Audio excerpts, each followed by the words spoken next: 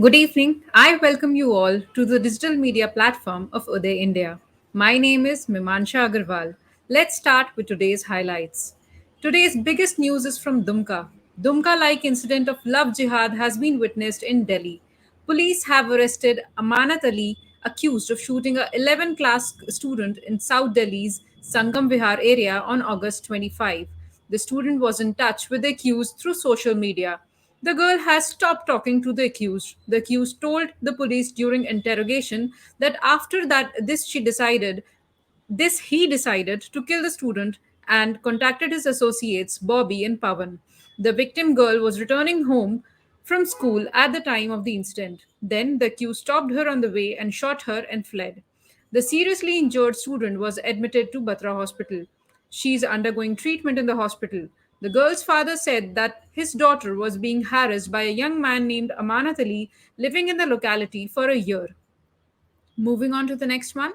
Union Minister Dr. Jitendra Singh today announced the scientific completion of India's first indigenously developed quadrivalent HPV vaccine. Speaking on the occasion in New Delhi, Dr. Singh said it is India's first indigenously produced, affordable, and cost effective HPV vaccine for eliminating cervical cancer.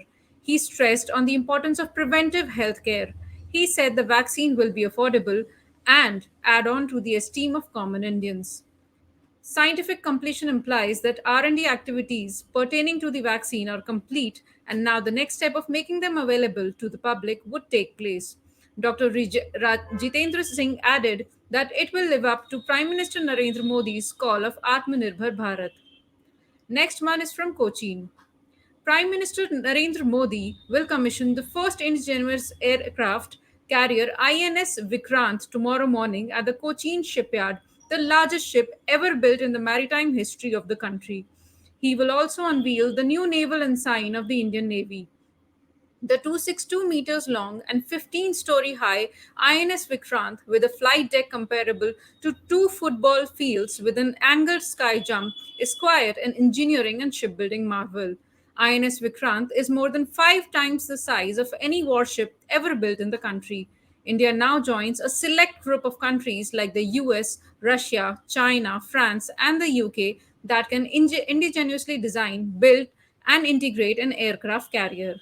Moving on. The Bharatiya Janata Party National President Jagat Prakash Nadda will be on a 2 day visit to Haryana and Union Territory Chandigarh starting tomorrow, that is Friday, September 2. Sri Nadda will take part in various party programs and public meetings, beside taking review meetings of various BJP programs. Sri Nadda will reach Ambala Airport on Friday at 10 a.m., where he will be given warm welcome by the BJP Haryana unit office bearers and the party workers. At 10:40, the Bharatiya Janata Party national president will reach Balna village near Ambala, where he will meet and interact with office bearers and senior leaders of Balna Mandal team, Ambala City Assembly constituency, and BJP Ambala City unit. Later at 12:30, Sri Nadda will address massive public rally at a new grain market in Kaithal, which falls in Kurukshetra Lok Sabha seat. He will then proceed for Panchkula. Now let's talk about drones. Retired General V.K. Singh, Minister of State for Civil Aviation, stated that the government has liberalized the drone policy to encourage those who want to manufacture or establish a drone industry. He said that around 80% of airspace is now open to drone flying. He continued by saying that the government has also introduced the PLI, that is Production Linked Incentive Scheme, to encourage the expansion of drone production by private businesses. The minister was speaking today in New Delhi at a FICCI organized event titled Making India a Global Drone Hub. To make the nation a global hub for drones, General Singh emphasized that the need for high standards, innovation, and increased research and development in the field. Moving on to the next one. The leading anti terror organization in India, NIA, has revealed a new image of global terrorist Dawood Ibrahim and offered a prize of 25 lakh rupees for information. The National Investigation Agency has also set a 20 lakh rupees bounty on Shota Shakil, Dawood Ibrahim's deputy.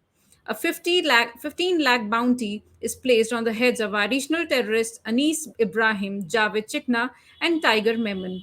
According to a statement from the NIA, Lashkar-e-Taiba, Jaish-e-Mohammed, and Al-Qaeda are all actively collaborating with Dawood Ibrahim and the others.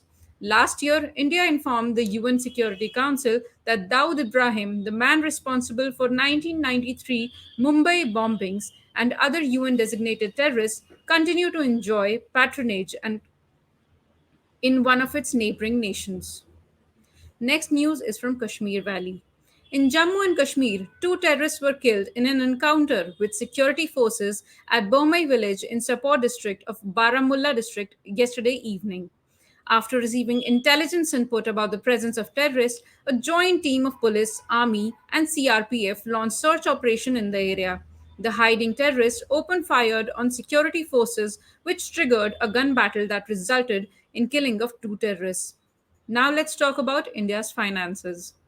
The GST collection has increased by 28% to 1.43 lakh crore rupees in August this year. It was over 1.12 lakh crore rupees in the same month last year.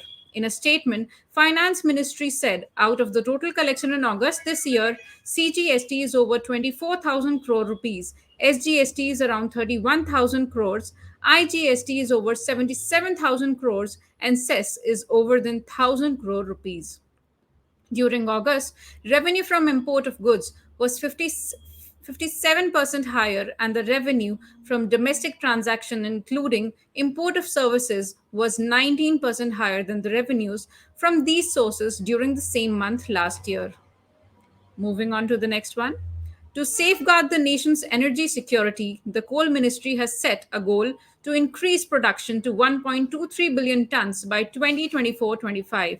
Coal India Limited has taken an integrated planning strategy in order to support the ambition, improving evacuation infrastructure for a billion ton production and ensuring seamless transportation of coal to the end consumers. According to the ministry, the Central Coalfields Limited is in charge of Jharkhand's North Karanpura coal field, a significant coal field with a resource of about 19 billion tons of coal. By 2025, CCL expects to contribute roughly 135 million tons of production, of which 85 million tons are estimated to come from the North Karanpura coal field. Next one is about India's GDP.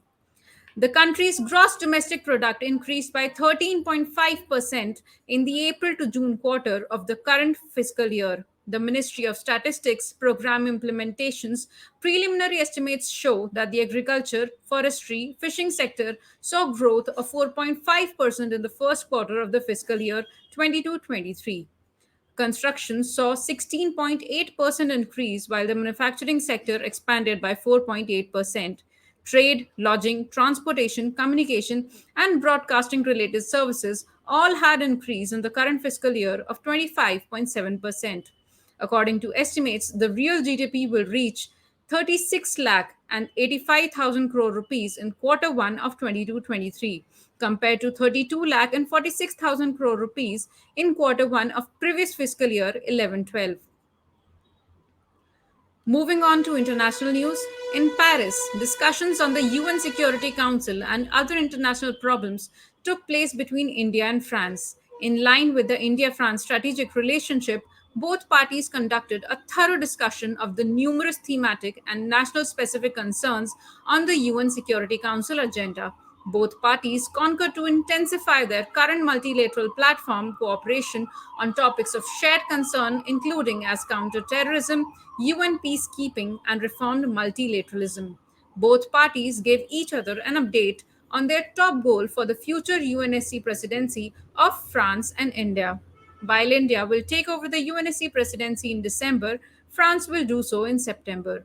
Additionally, they talked about the plans for the high level week of the 77th session of the UN General Assembly in this month. Next one is coming up from Mali. In a report released by the UN on Wednesday, it was claimed that Malian forces frequently executed suspected militants and civilians. More than 500 additional people were detained by the Malian army, according to a world body's quarterly report on violence and human rights violations. The report, however, made no mention of the foreign combatants. On April 19, an army and foreign troop operation resulted in the deaths of at least 50 civilians. Earlier in April, Human Rights Watch asserted that Malian troops had killed some 300 people in Mora in central Mali. Since 2020, a military junta has controlled Mali. Talking about China, the Xinjiang Uyghur Autonomous Region of China has been found to have major human rights violations against the Uyghur and other primarily Muslim minorities, according to the Office of the UN High Commissioner for Human Rights. According to the report that was released yesterday, it claims of patterns of torture or ill treatment, including forced medical treatment and unfavorable detention conditions, are believable, as are allegations of specific episodes of sexual and gender based abuse. The level of arbitrary detentions against Uyghur and other people may constitute international crimes, including crimes against humanity, according to harsh opinion at the reports. Next update is from Russia Ukraine war. President Vladimir Putin is resisting attempts by the US and its allies to isolate him over his invasion of Ukraine by organizing significant military drills with China and India. The Vostok 2022 war games, which will last a week and include naval maneuvers in the Sea of Japan, are expected to involve more than 50,000 soldiers and 5,000 pieces of military hardware, including more than 140 planes and 60 warships. The Shanghai Cooperation Organization and the former Soviet countries' Collective Security Treaty Organization, which is led by Russia, are represented in the routine drills. The New Delhi government is sending a modest 75 strong military detachment to the army drills, even as the US is quoting India as a defense partner and pleading with it not to weaken UN sanctions on Russia for the crisis in Ukraine. Seems like Taiwan is still clinging on to the headlines. On Tuesday, just after President Tsai Ing wen announced that she had instructed military to take strong countermeasures against what she considered Chinese provocations, Taiwan fired warning shots at a Chinese drone that buzzed an offshore isle. It was the first time that such cautionary shots had been fired during a time when tensions between China and Taiwan were at all time high. Taiwan vehemently rejects China's claims of sovereignty while Beijing sees the island as its own. After the shots were fired, the drone returned to China, according to a military spokesperson.